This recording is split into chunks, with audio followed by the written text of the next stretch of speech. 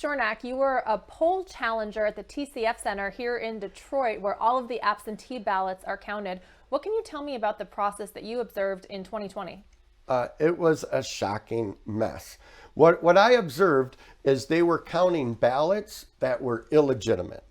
And what I'd like the public and the American people to know is our election system, it's a pretty good system. If you follow the rules and the procedures, it's great. So how should it work?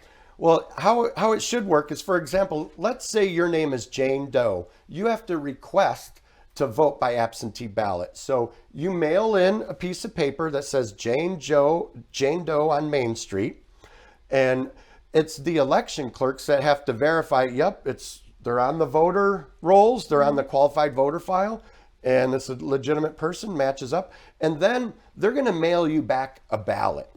With a number on it? Yes, that ballot is gonna have a number on it. Let's say that ballot is number 500, okay? Now here we go, America, are you ready? What ballot should Jane Doe mail back? Ballot 500. Right. Is that what happened in Detroit? That did not happen. And it was an uncountable number, okay? There's 120 voting stations at TCF Center. And I would stand in the corner of 4 of them. It was like number 88 and 89. It's all in my affidavit. So I just observed there. Now this was 10 to 12 hours of observation.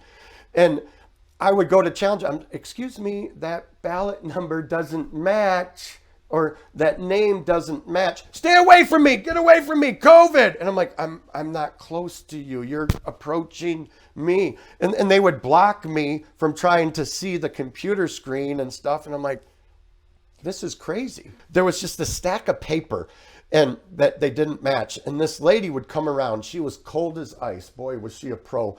And she would take them, and I would watch her, and she would go up to, I called it the crow's nest. Nobody was allowed up there. First of all, there's no place we shouldn't not be allowed. Right. And she'd be gone for a half hour. She'd come back with that ballot. She did something up there, and she'd come back, and then they'd count them all. And I'm like, so all of the ballots that didn't match or were erroneous were counted anyway. Exactly.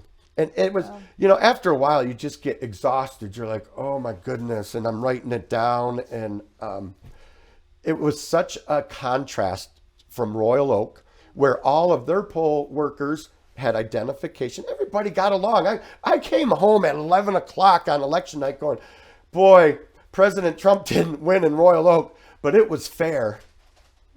Came home from Detroit the next day being like, none of that was right. Right. You know, John James ran. I wouldn't trust any election in the city of Detroit. Right. Well, sir, thank you so much for your time and for sharing your experience. All right, thank you.